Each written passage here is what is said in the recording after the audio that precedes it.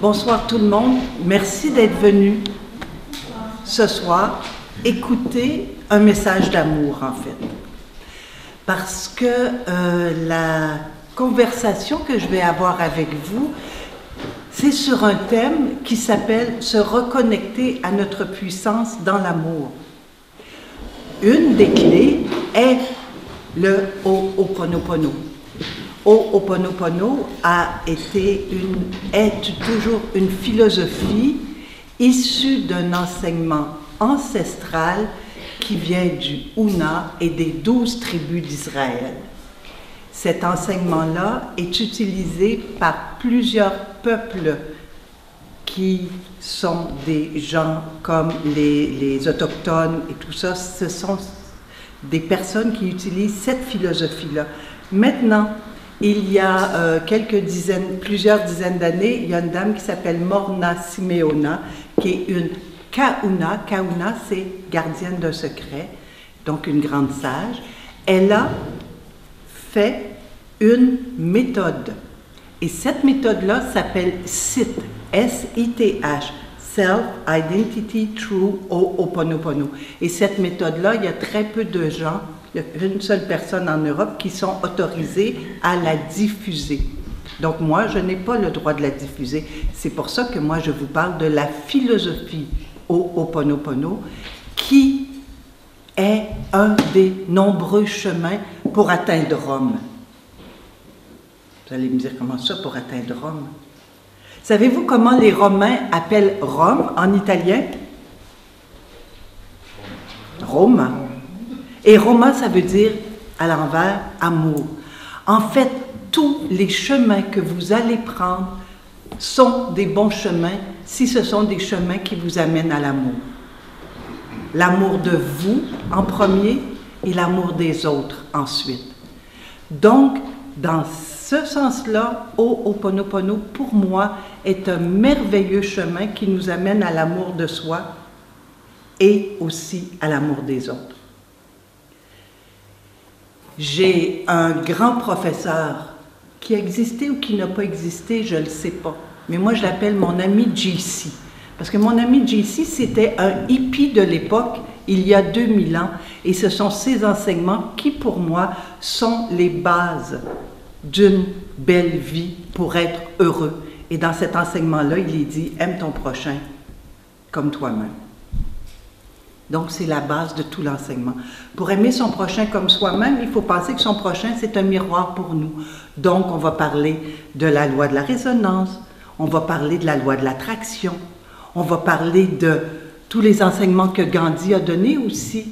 Soyons le changement que nous voulons voir dans le monde. Donc, au-delà de la parole magique, que tout le monde connaît, qui s'appelle « Je t'aime, je suis désolé, pardonne-moi, merci », il y a la philosophie. Au-delà des mots, il y a la philosophie.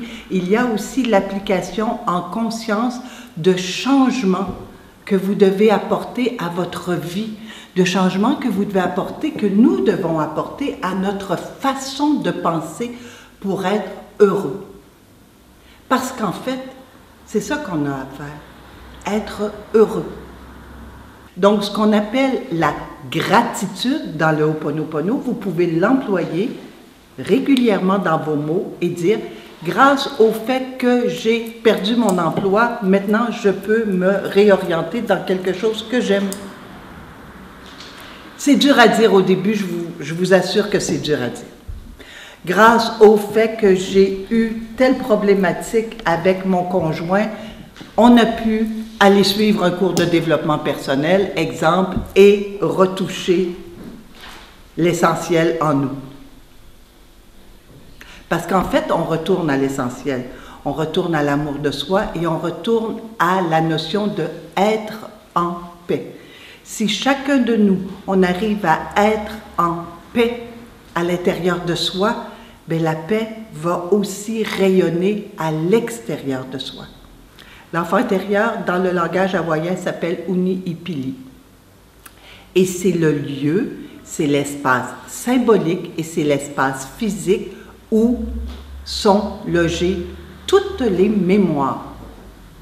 Les mémoires, vous les travaillez avec le Ho'oponopono, vous les travaillez avec les constellations familiales, vous les travaillez, comme je l'ai fait aussi, en généalogie, en psychogénéalogie, en transgénérationnel, en décodage, avec les enseignements de Hans Anslein Schutzenberger. On les travaille de toutes les façons dans toutes les sciences. Moi, j'ai eu la chance, je me la suis donnée aussi, de suivre à peu près tous les cours qui étaient à la mode entre 2000 et 2008, où j'étais malade, et j'ai été même organisatrice de séminaires. Donc, je faisais venir des gens d'Europe, des médecins la plupart du temps, pour nous enseigner au Québec. Donc, j'ai une panoplie, un éventail, parce que comme je ne suis pas sectaire, il n'y a personne qui détient la vérité. Pas plus les Hawaïens que les Belges, que les Français ou que les Hébraïques. Mais tous ont un message à nous donner, donc il faut ouvrir nos œillères. Il faut aller écouter un peu partout qu'est-ce qui se donne, parce qu'il y a plein de monde qui font des trouvailles qui nous permettent de nous comprendre, des trouvailles qui nous permettent d'aller à l'intérieur de nous pour pouvoir trouver la paix.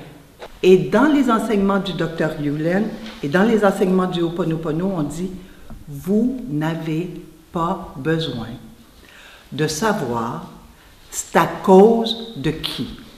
Vous avez juste besoin de reconnaître que vous êtes l'héritier de programmes de mémoire généalogique hérités de vos ancêtres et que vous êtes donc les détenteurs de ces programmes-là.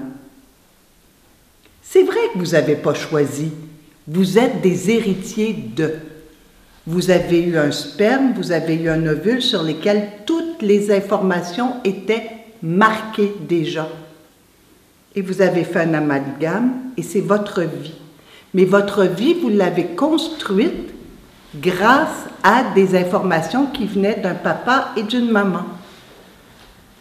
Vous êtes 50%, vous dites « Ah, peut-être que je suis 50% les héritiers des programmes de mes parents », bien vous allez être juste 50% capable de vous en libérer. La journée où vous direz « Je suis 100% responsable de porter », pas coupable, de porter ces mémoires-là, donc je suis 100% capable de m'en libérer. Et que ce soit la philosophie Ho'oponopono ou toute la philosophie qui a un rapport avec le transgénérationnel ou les ancêtres et tout le nettoyage que vous faites chez vous, la libération des mémoires que vous faites chez vous, va automatiquement, par l'énergie, par effet de résonance, libérer les ancêtres et libérer surtout vos descendants. On a besoin, avec Ho'oponopono, d'analyser notre passé. On a juste besoin de reconnaître le mal-être, idéalement d'y mettre un nom, parce que, bon, comme vous savez, je suis issue de tous les enseignements de décodage, psy, biologique et tout ce que vous voulez, donc moi j'aime bien nommer, j'aime bien mettre un nom sur l'émotion ou sur la mémoire qui me dérange. Et de là, faire tout le travail de libération à partir du fait que j'ai nommé et identifié ce qui me perturbe. Donc, on n'a plus besoin d'analyser le passé pour guérir les blessures. On a juste besoin de reconnaître que nous sommes porteurs de quelque chose et que l'on veut faire des changements et se libérer dans l'amour naturellement. Et la base de cette philosophie-là, comme de plein d'autres philosophies, c'est le pardon. Vous allez me dire, oui, mais c'est pas moi qui l'ai fait. Pourquoi moi je demanderais pardon pour quelque chose que je n'ai pas fait, qui me vient de mes ancêtres? Eh bien, si la condition c'est juste de demander pardon, moi pour être heureux, je suis prête à demander pardon. Le pardon est le plus grand acte d'amour pour soi. Vu comme ça, je pense qu'on ne peut pas faire autrement que d'accepter, de libérer en demandant pardon. Et ce pardon-là, on le demande au nom de tous les miens. Vous savez, il y a un livre, Martin Gray, qui dit « Au nom de tous les miens ». Eh bien, dans la prière, Ho'oponopono, pas celle naturellement de la méthode, mais celle que vous pouvez adapter pour vous-même, c'est « Au nom de tous les miens, moi, Sonia Pasqualetto, je demande pardon pour toutes les offenses qui ont été faites depuis le début de la création, dans tel domaine. » Si c'est au niveau de la trahison, exemple, pour toutes les trahisons qui ont été faites, je demande pardon au nom de tous les miens. Et c'est ça, retrouver sa puissance. Retrouver sa puissance, c'est tout retrouver tout l'amour pour soi et faire des demandes comme ça, de façon droite et de façon ouverte, en disant « Au nom de tous les miens, je demande cette libération. Je demande à la source de toute vie cette libération. » Et vous libérez vos ancêtres et vous libérez vos descendants. Quand c'est fait avec le cœur, naturellement, pas quand c'est fait avec la tête.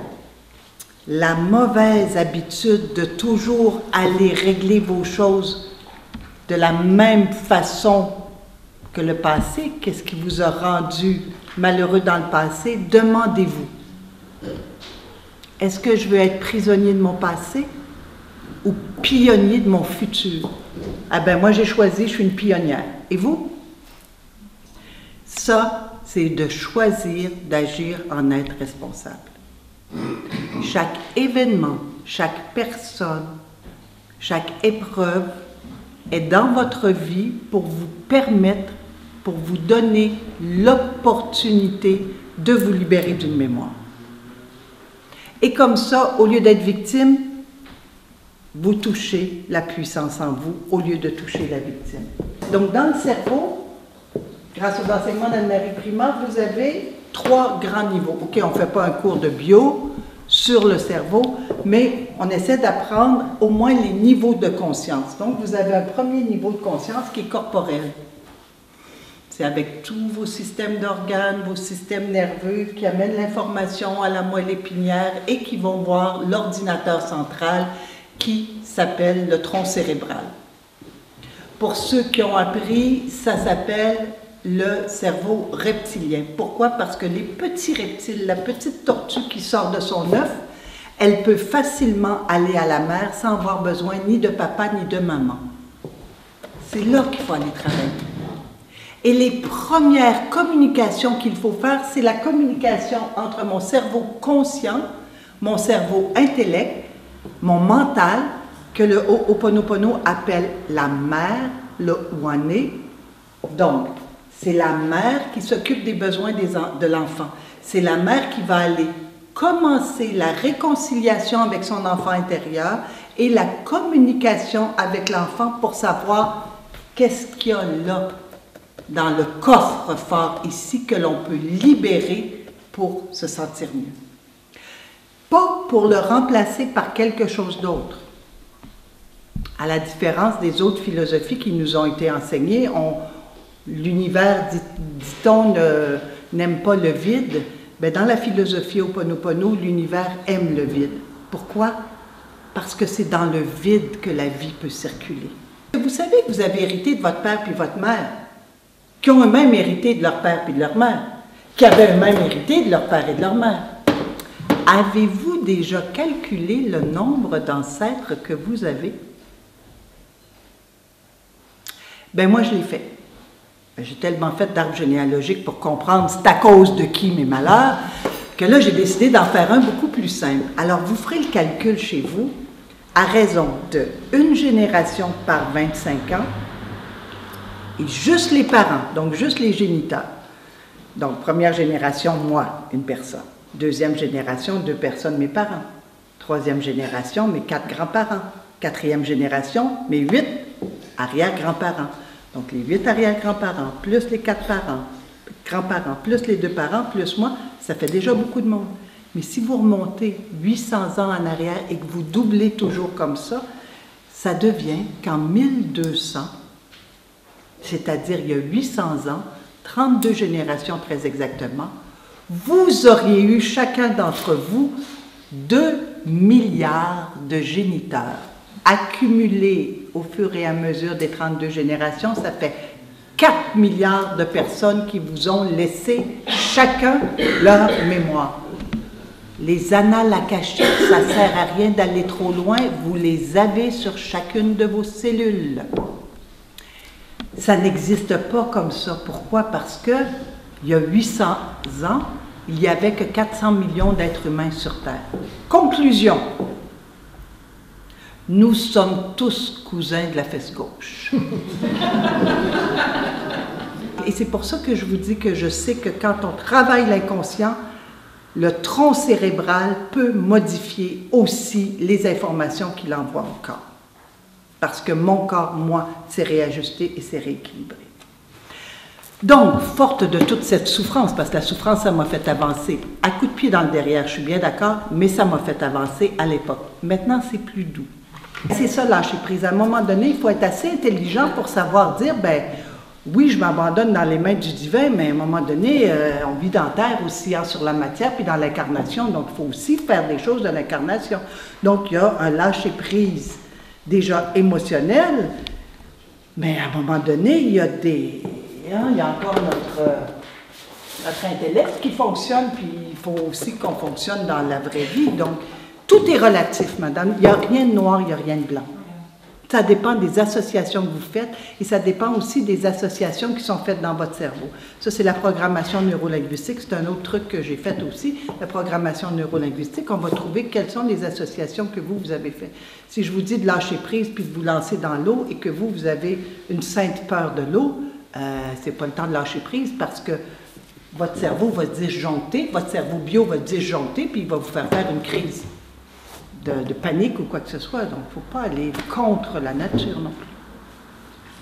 Moi, ce que je vous explique, c'est l'expérience que j'ai. L'expérience que j'ai, c'est qu'on y va de niveau à niveau. On commence par ce qui semble être sur le dessus et en conscience, on descend de plus en plus profondément et de plus en plus en confiance. Et c'est pour ça que je dis tout le temps qu'on descend dans notre mine de plus en plus profondément, mais en douceur, avec beaucoup d'amour. Jamais dans l'agressivité, jamais dans le déni, jamais dans « c'est à cause d'eux autres que je suis malheureux ». Non, non. Je vais aller, par amour pour moi, libérer une autre partie. Et pas en prendre trop à la fois, parce que si vous en prenez trop à la fois dans votre inconscient, vous basculez dans la folie ou vous basculez dans des psychoses. Donc, Carl Jung parle bien qu'à chaque fois qu'on ouvre la barrière dans la poire de Jung, vous le voyez, quand on ouvre la barrière entre le conscient et l'inconscient, qu'il soit l'inconscient personnel, l'inconscient collectif, l'inconscient de l'humanité, l'inconscient de la matière, l'inconscient de la terre et tout ça, chaque fois qu'on ouvre la barrière, il faut pouvoir le positiver, parce que sinon, on laisse la barrière fermée. Donc, ça ne sert à rien d'aller au plus profond du plus profond, juste de s'amuser en masochiste à se libérer des mémoires. La vie va vous amener l'occasion pour vous en libérer quand ça sera le temps. Ne vous cherchez pas des bobos. Laissez la vie avec un grand V, elle est sage, parce que c'est la source de toute vie qui l'organise. Si la source de toute vie a été capable de créer des univers, est capable de les faire tourner, est capable de planifier des trajectoires pour les planètes et tout ça, est capable de m'amener là où je dois être. Donc moi je dis toujours, je demande à être au bon endroit, au bon moment, avoir la capacité et assez d'amour pour nettoyer ce qu'il y a à nettoyer. Ah bon?